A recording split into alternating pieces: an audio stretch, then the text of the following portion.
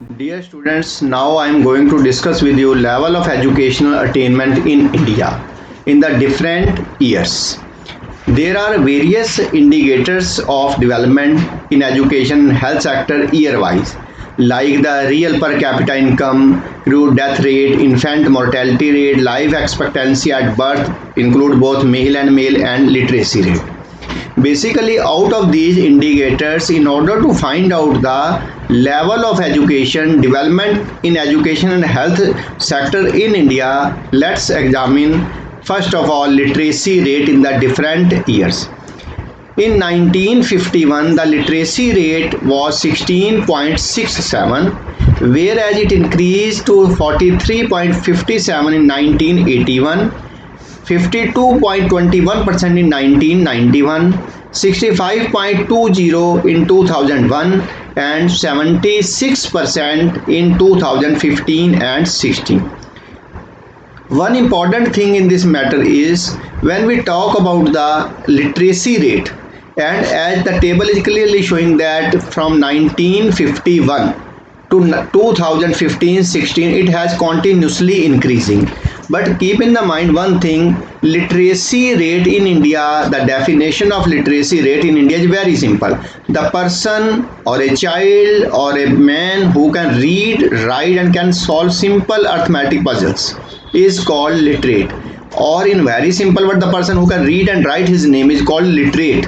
So as per this definition, the person who can read, write his name is called literate, and then it is 76%. Now you can find out the level of education and the percentage of education since 1951 to 2015-16. It means in 1951 there was only 16% of people in India who can read and write their name. It means 85%, almost 85% people at that time who were not able to even read and write their name, and now 74% is still in that part of population in India who is not able to read and write in India. So the level of education is still very low. A higher investment need, a higher capital formation is required in the educational sector in India. Now I talk about the human capital and economic growth. Human capital plays a very important positive role in the economic growth of a nation. As clear, human capital means all educated, experienced, talented, skilled people, and their role in the economic growth. They plays a very important role in the economic development of a nation, because as we know that labor skill of an educated person is more than that of an uneducated person. Similarly, economic growth means increase in the real national income of a country. Naturally, the contribution of educated person to economic growth is more than that of illiterate person. Similarly, education provides knowledge to understand change in the society, and scientific advancement thus facilitates inventions and innovations in the economy. Now, second indicator of human capital formation is health sector. In simple words, in order to find out the capital formation, in order to form the capital, first thing is education sector. Capital formation includes investment in education, health or medical facilities, and different those projects, sectors, institutions, establishments that increases knowledge, efficiency, skill, health of the people. So in the first part, as I have discussed with you, role of education as a capital formation point of view, it means when capital is invested in the education sector, it gives very positive result to the development and economic growth of a nation. Now I am talking about the role of health in the development of a nation. What is health? Health, first thing is that health means complete physical, mental well-being. Health is important for the development of an individual. Medicines, provision for clean drinking water and good sanitation, various forms health expenditures. Health expenditure directly increases the supply of healthy labor force and thus a source of human capital formation in India. Health as a human resource. We should try our best to improve the health standards of the citizens, eradicate diseases such as malaria, smallpox, polio, tetanus, etc. Illness is a part of human life, so there should be sufficient number of hospitals and dispensaries to cure ailing patients. Health helps indirectly the economic development by supplying active, energetic and healthy working force which activates the entire production process. It means healthy people, educated people are an important source of the economic development, economic growth of a nation, and a heavy part of GDP is required in the education sector as well as healthy sector or health sector. Now, standard of health before independence. Average standard of health in India was very poor on the eve of adoption of planned development. Death rate per year was 27.4 per thousand per annum. Infant mortality rate was 183 per thousand per year. Life expectancy was 32.45 years males, 31.66 females. Simply, death rate was very high. Infant death rate means the number of people who die per thousand in particular year. Infant mortality rate means death of newborn baby before attaining the age of 1 year. Life expectancy simply means how long a person will live in a country. The life expectancy was very less at the time of independence. It was hardly 32 years. Now it has grown to 67 years. Male and female life expectancy was also different. The males ratio was slightly more as compared to females. There was only one doctor for 6,300 persons, one nurse for every 43 persons, one trained midwife for every 60,000 persons, which clearly reflect that the structure of health was very poor at the time of independence. The third method of human capital formation, third determinant of human capital formation is on the job training. On the job training means providing training to the employees, to the workers while they are on the job. On the job training means providing training to the workers, to the employees, to the labor force while they are performing their job, not any particular place.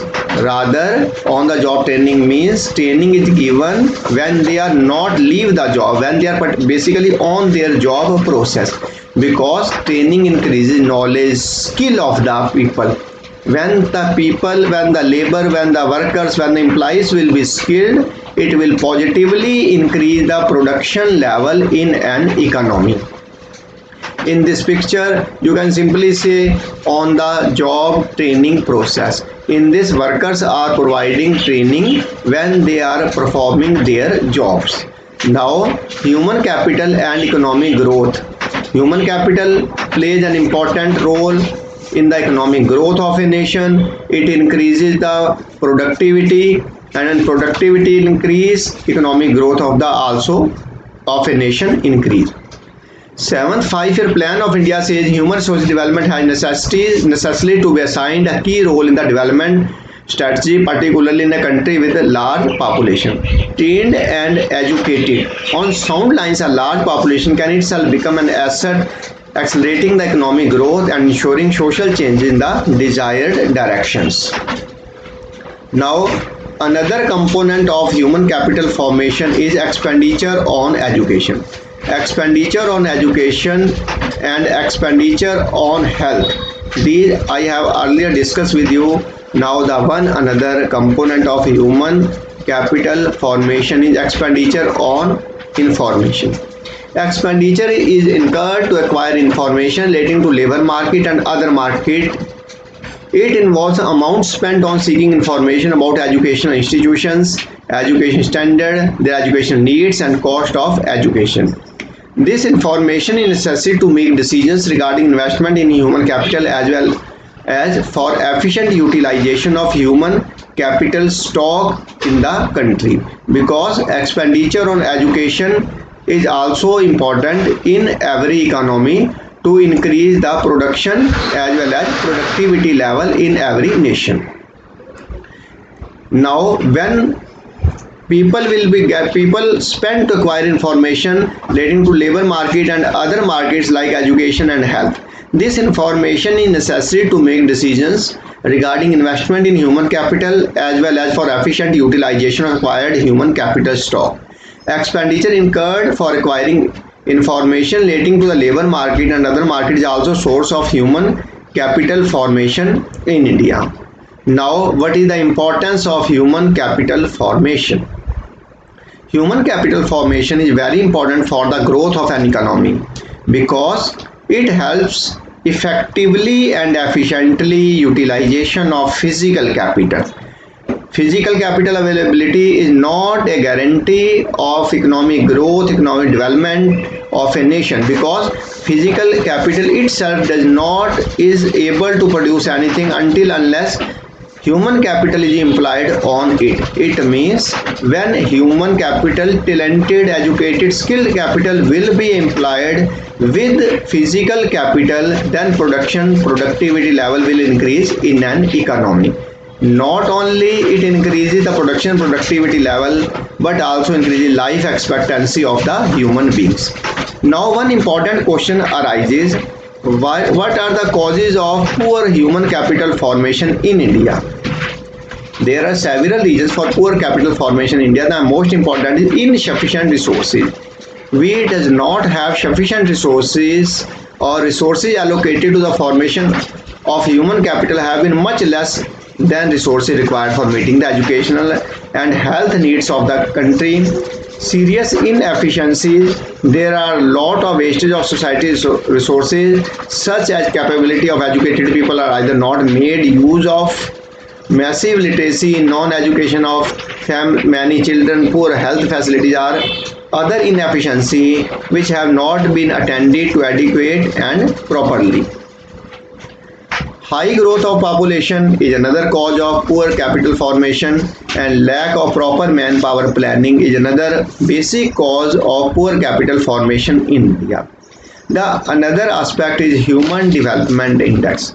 Human Development Index is basically index. It is a composite statistics of life expectancy, education, and income. Indices to rank country into four tiers of the human development. It was created by Mabul Haq, followed by economist Amartya Sen in 1990, and published by United Nations Development Programs.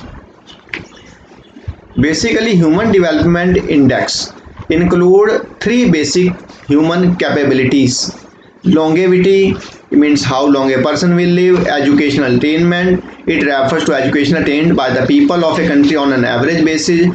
Adult literacy rate and gross enrollment ratio. Now in order to construct the HDI, we have to add life expectancy index, educational attainment index, real GDP index. When these three are added, then these are divided by 3 and we are able to find out human development index.